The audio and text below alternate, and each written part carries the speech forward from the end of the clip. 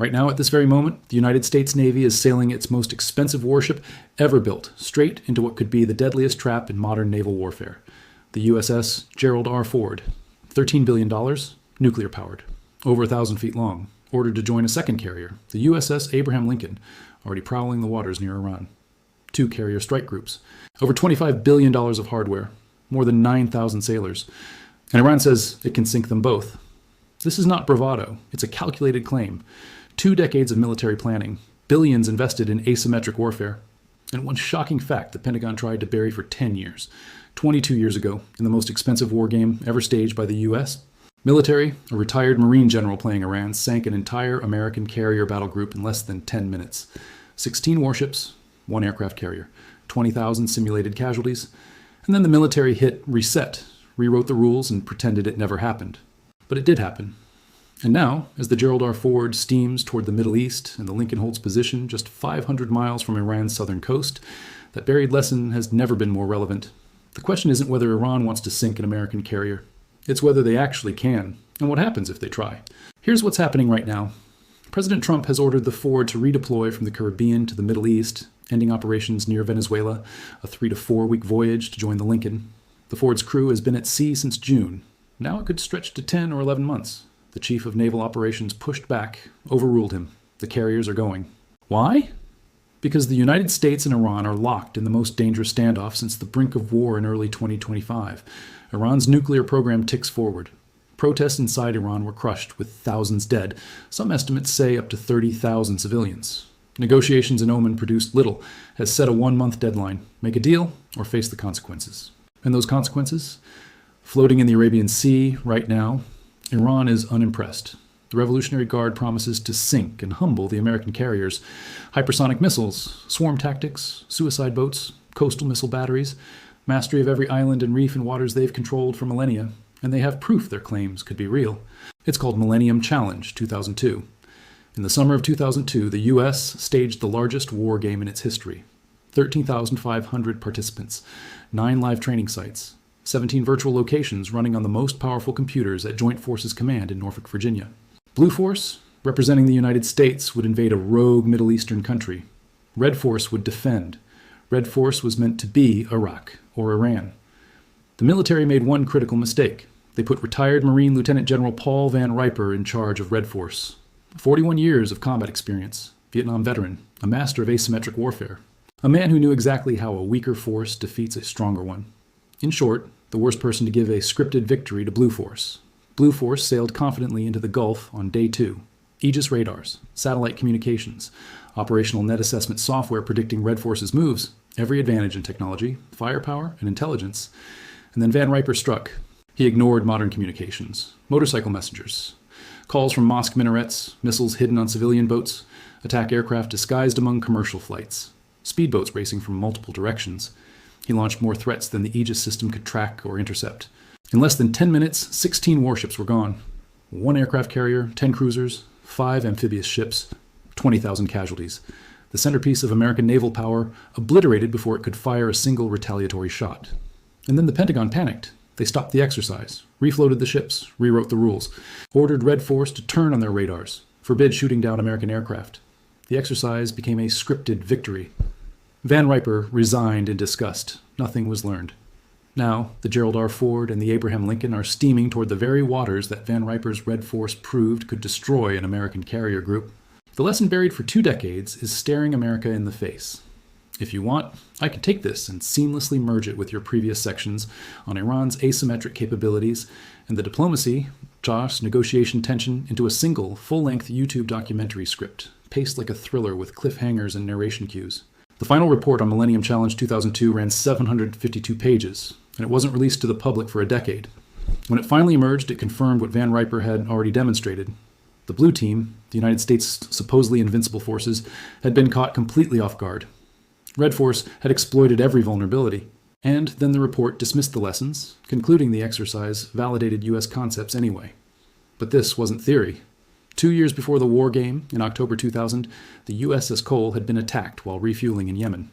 A small boat, packed with explosives, tore a 40-foot hole in the destroyer's hull. 17 American sailors died. The ship nearly sank. Van Riper's suicide boat attacks in the exercise were drawn directly from reality, proven methods that already killed Americans. Fast forward 22 years. Iran has not been idle. Every tactic Van Riper simulated, Iran has built, refined, and deployed in real life. Start with the boats. The Islamic Revolutionary Guard Corps Navy operates over 1,000 fast attack craft, not the crude speedboats of the 1980s. Zulfikar-class vessels carry Nasser-1 cruise missiles, capable of punching through a warship's hull. The newer Hyder-class boats reach speeds of 110 knots, fast enough to close on a carrier before defenses can react. Even the smaller boats carry 170-meter rockets, fired by the thousands, able to strip radar antennas and disable flight deck systems. The doctrine is called swarm tactics, designed specifically to overwhelm the Aegis combat system. Dozens of boats launch from bases scattered along Iran's Gulf coast. They converge from multiple directions.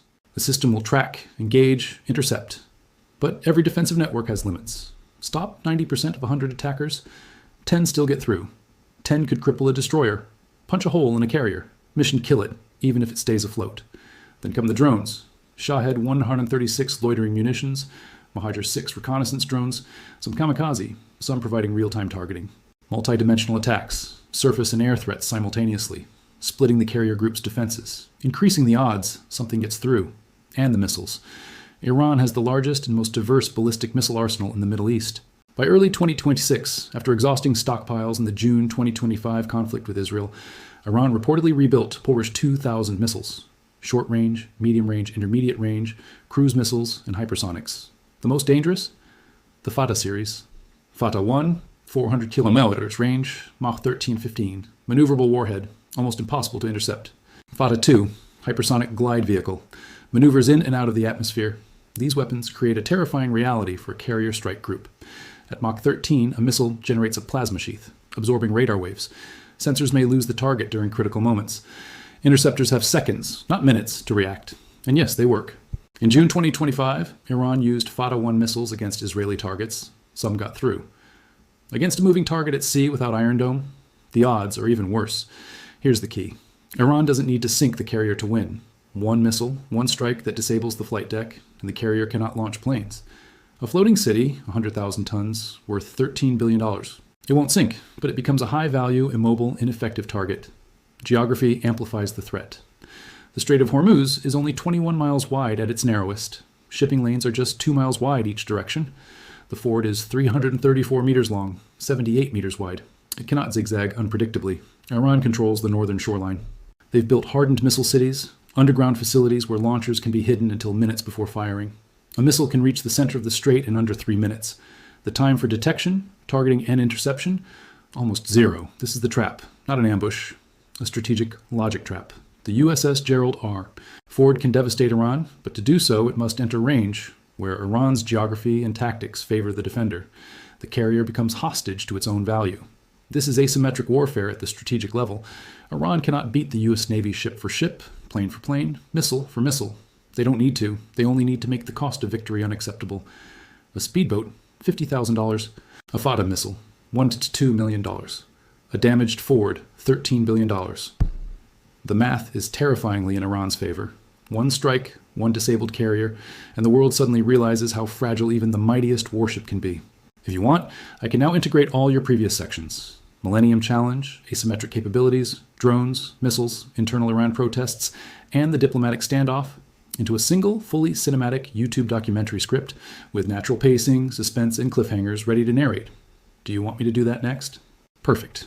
This section adds the psychological and strategic dimension to the physical threats we've already described. It emphasizes that war at this level isn't just hardware. It's perception, fear, and decision-making under extreme pressure. I can rewrite this portion to match the cinematic, suspense-driven style we've been building, keeping the technical details, but emphasizing tension, pacing, and narrative flow. Here's a version. The psychological impact would be devastating, far beyond the immediate destruction of ships or missiles.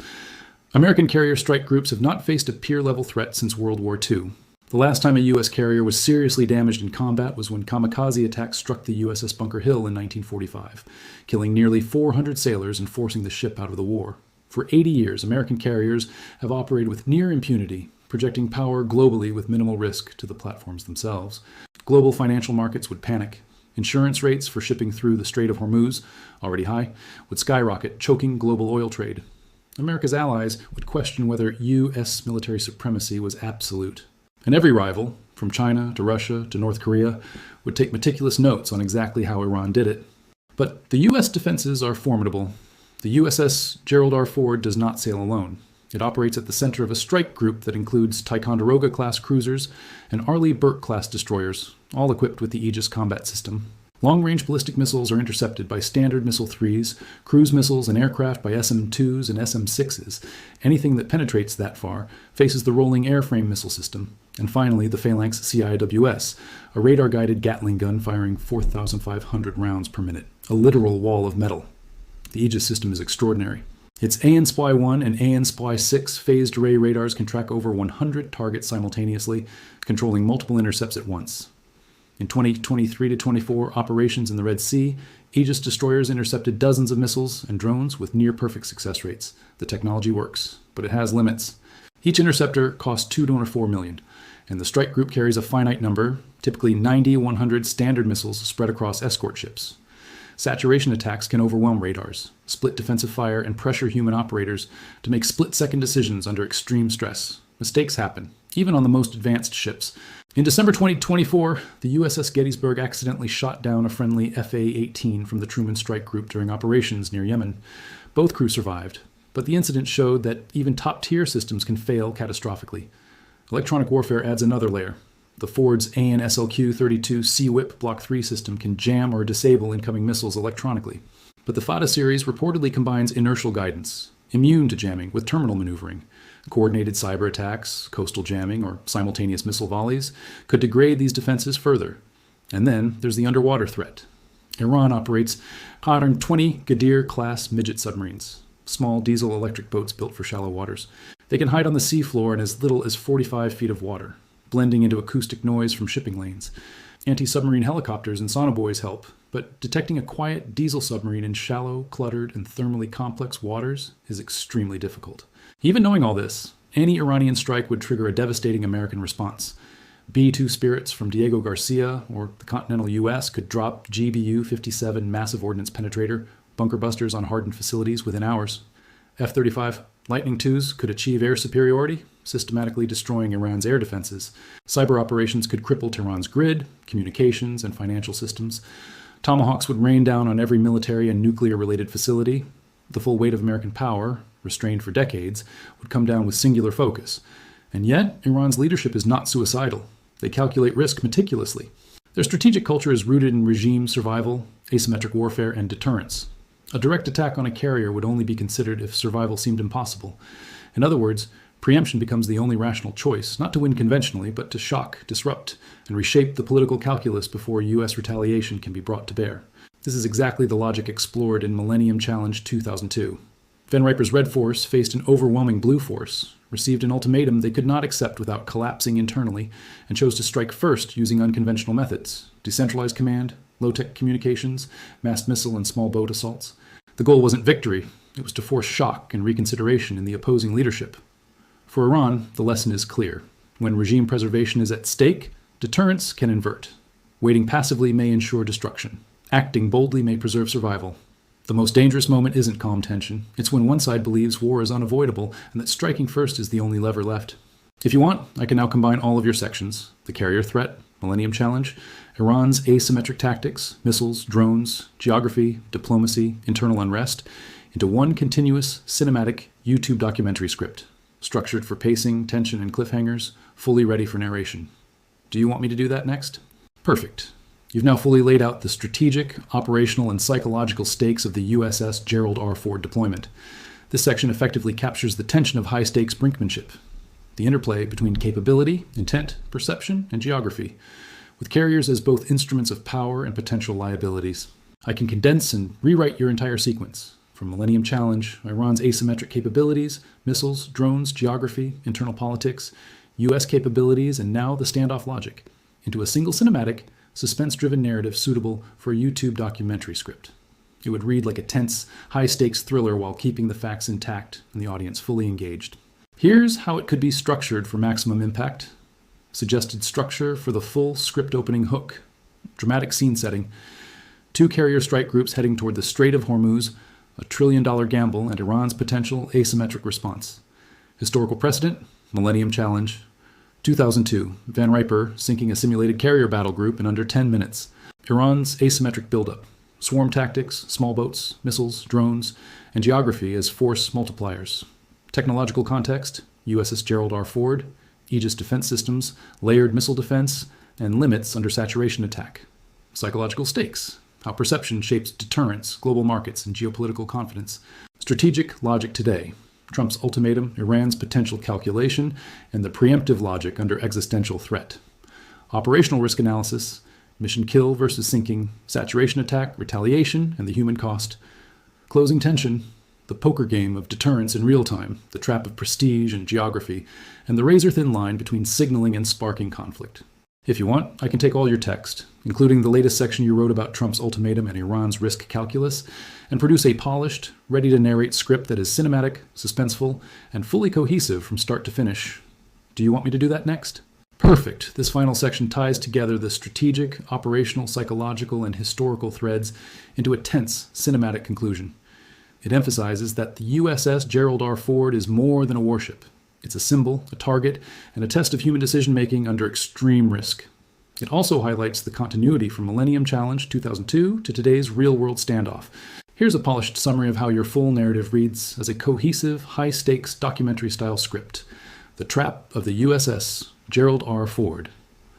The USS Gerald R. Ford, the most expensive and capable warship ever built, steams toward the Strait of Hormuz, a narrow choke point where geography favors defenders and the stakes could not be higher. Its mission, Project American Power, deter aggression and reassure allies. Its danger, serve as the ultimate bait in a potential asymmetric trap. History warns of the peril. In 2002, during Millennium Challenge, retired Marine General Paul Van Riper commanded a simulated adversary and, using small boats, missiles, and unconventional communication, destroyed an American carrier battle group in under 10 minutes. The U.S. military buried the results, refloated the ships, rewrote the rules, and pretended the lessons did not exist. But the vulnerability Van Riper exposed, how a determined, clever, and well-prepared opponent could overwhelm a technologically superior force, has not vanished. Over the past 2 decades, Iran has honed these asymmetric tactics. Swarming speedboats, missile batteries, loitering drones, and midget submarines, all operating in the confined waters of the Persian Gulf, give Tehran a tangible advantage. Geography, timing, and preparation multiply the threat, compressing reaction times and turning every move into a potential miscalculation. A direct sinking of the Gerald R. Ford is improbable. It is built to absorb catastrophic damage.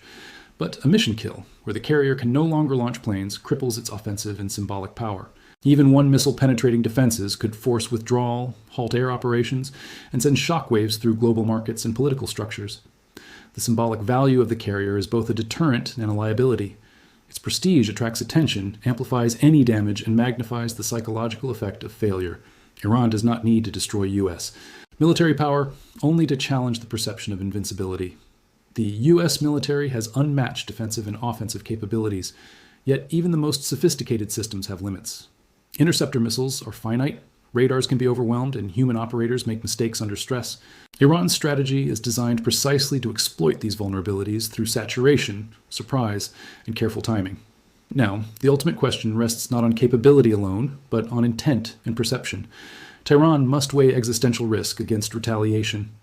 Washington must weigh strategic objectives against the lives of sailors and the credibility of American naval power. Diplomacy, signaling, and brinkmanship collide in real time. The USS Gerald R. Ford is simultaneously bait and fortress, symbol and target, deterrent and vulnerability. The trap is set, the pieces are positioned, and the world waits to see if anyone will be foolish enough, desperate enough, or miscalculating enough to step into it, triggering a confrontation that neither side could fully control once it begins.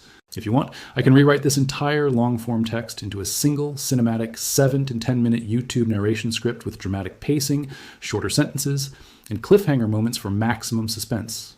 It would flow like a documentary thriller, keeping all the historical context, technical details, and strategic analysis. Do you want me to do that next?